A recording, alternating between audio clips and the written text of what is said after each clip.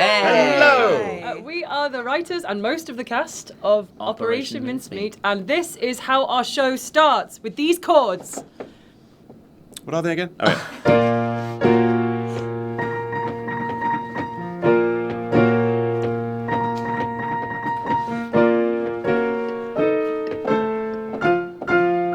Born to lead! Hey! I've say that for ages. It's worth saying at the top that writing the opening number of a Broadway show is hardest. hell. Oh, sorry, hard. Yeah. Absolute Yeah. hell. It's truly hell. I mean, writing a musical is hard enough, but knowing how to start that musical is so hard from a writing perspective. We actually found it very easy to write the opening number, which is why we did it 98 times. Yes. I was going to say, how many openings have we had? We don't need to count them exactly. Certainly at least 4, but we can show you a couple. The first ever opening of Operation Mincemeat went a little bit like... It was in England. Oh, yeah, it was this one.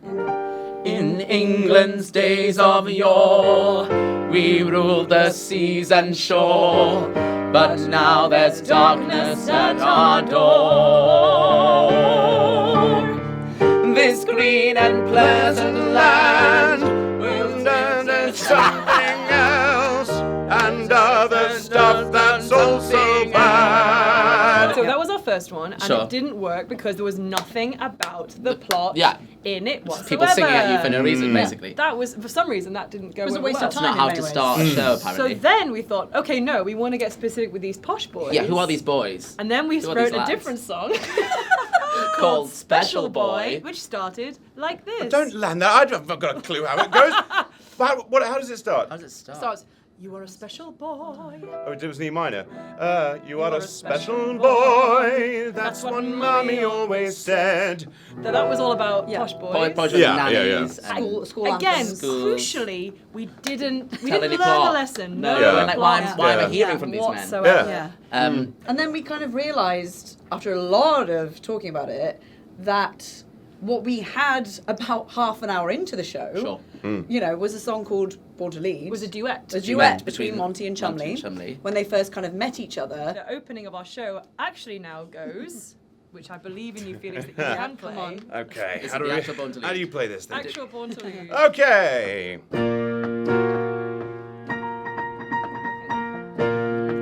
Dance.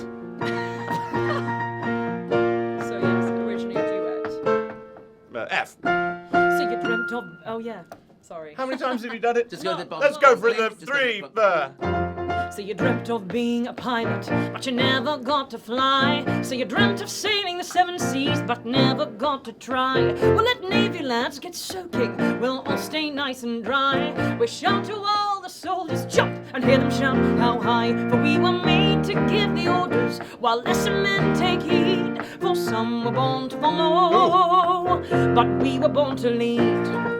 So, the number went from being a duet that Monty's singing to Charles to be an introduction of Monty singing to the audience, so that we welcome the audience in as one of those lads, one of those guys from MI5. You may have noticed that we still are not solving the problem of the fact that there is no plot. No plot. In this What is this? Why are we watching this show? I think we were scared because the plot is so... It's boring. war-heavy. It's boring, guys. It's boring war story. stories. Unless you're a dad. Unless you're a dad. If For you're a the dad, you dads love love it. it, sure. But we were worried the about minutiae of a world war isn't necessarily the exciting thing you want to hear at the beginning of a show, or is it? What we realised was that we can't wait ages to actually introduce the stakes of what's going on for these people. Yeah, we need to know who they are, but we also need to know it's the war, something really important needs to be solved, we've got to save a bunch of lives, and actually that's great. And I think we were like, yeah, but will people, they need to know the wider context in Europe and what's happening here in Sardinia, and actually what we can do is just learn to trust in our audience and go, this is really important, please come with us. But before we trusted them, we did not trust them, and we had a separate song about 3 songs in called Need to Know, which then later infected Born to Lead. And in Need to Know is where Zoe's character Bevan comes in and explains the stakes of the war. We managed to boil that down to what it originally now is. It's Zoe, just would you care? one single verse. Yeah, we can go for it if we want to. Sicily could turn the tide of the war, but we can't just rock up and knock upon the door. For each man we've got, they've got 10 more. We'll be slaughtered before we even reach the shore. We need a way to reduce the danger, tip the odds in our favour. Go to great lengths to drain the strength of the Sicilian defence by misdirecting their dear dictator. Gotta make Hitler believe Sicily isn't where we're gonna be. Gotta proceed with some dishonesty as the Germans getting off our property. So we need your brains to figure out how we sell a fake campaign. Find me a strategy, use your grey matter to tactically scatter the enemy to the breeze. Then once the island is unattended, once the beaches are undefended, we send our boys in, then we destroy them. That's how Sicily is apprehended.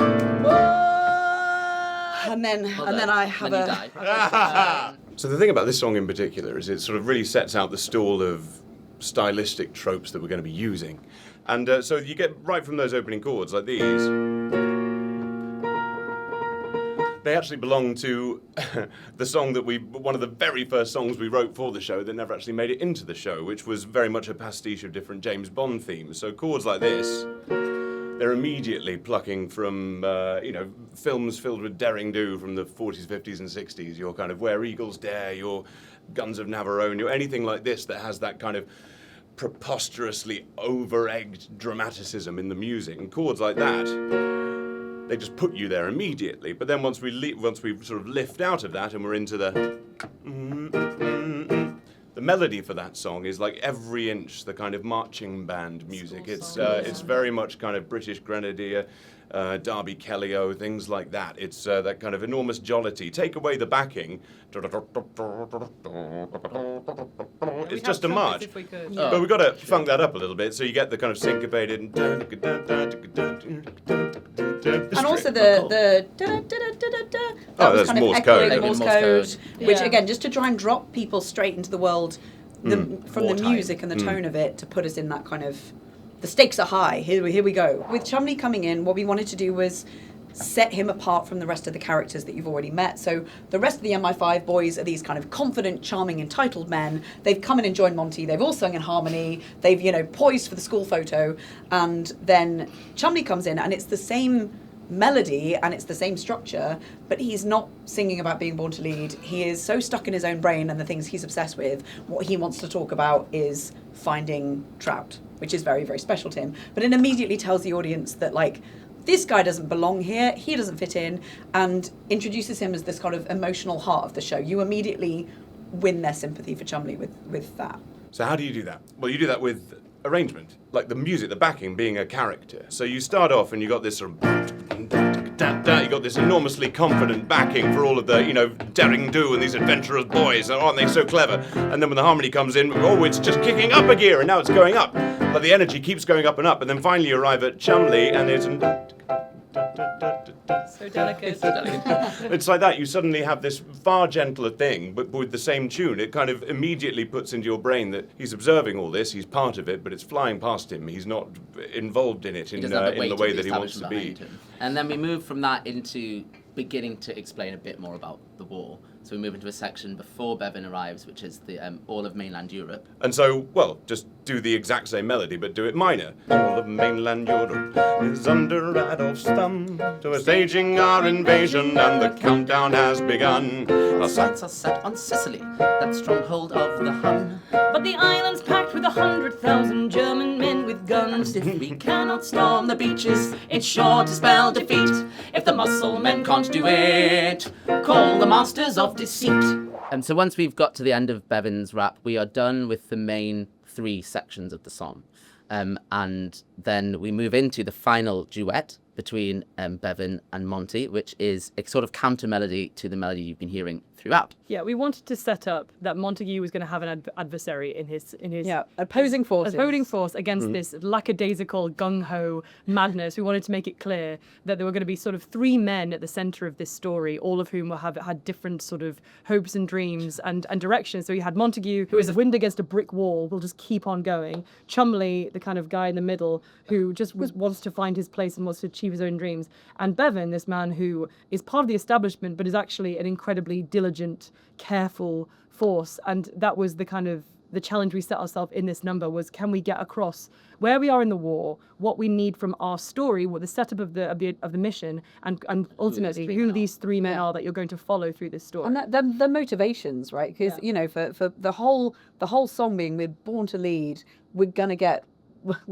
get a knighthood. Yes. We're going to get fame and glory, and having someone there going, the other side going, that's not what this is about. Yeah. We're not going to come away from this, famous. That's not what we're here for. We're here to do something very important. Be honest. And funnily enough, Montague comes across as the more fun guy in that. There's a reason. You won't play that bit. What this country needs is a genius plan. What this country needs is a genius man, for some were born to There'll be no tomorrow. but we were born to lead. We are not heroes. We are the masters. We play our parts. We are the clever men who hold the reins. It's war. It's fun. It's not a game. You see, do our duty. forever after. Nothing more. And when this war is done and faced to dust, There's no applause or fame for us. but we were born to lead. Oh, brothers, let's get winning. And then we're into the final big kind of everyone back on stage singing chorus, led by Monty. We're all riding. Monty has won everyone over by this Yeah, point. we're all including riding the imaginary audience. always horses. does. It's like, yeah, swearing yeah, at yeah, French. details now. Like, come on, let's do it. And then we get the big finale. Let's Got do the big it. finale. Yeah, all right. Okay, 1, 2, 3. Oh, brothers, let's get winning. My mind shall set us free. Gonna win the war, champagne galore. As I feel happy, I'll definitely get it tonight. Oh, yes, the Victorian cross on 3. Look up victory in the dictionary. There's a picture there of me. We are the Finest minds in England. On that we are agreed. for some were born to follow. Some are born to follow. Some are born to follow, but we were born to lead. Ah! And if anyone wants to know the fun of an alto's part in that number, Please. those final notes of mine are here, here, three cheers, champagne galore, Oh, that's a good one, though. That's a nice little change. oh yes, and I basically stay on that note until the very final note of the song. So that is how we, over the course of 6 years, managed to write one song. If you need more advice about how to write songs, There's a helpline. we recommend going to other people. Yeah. Yeah. 0800, don't call us. Yeah.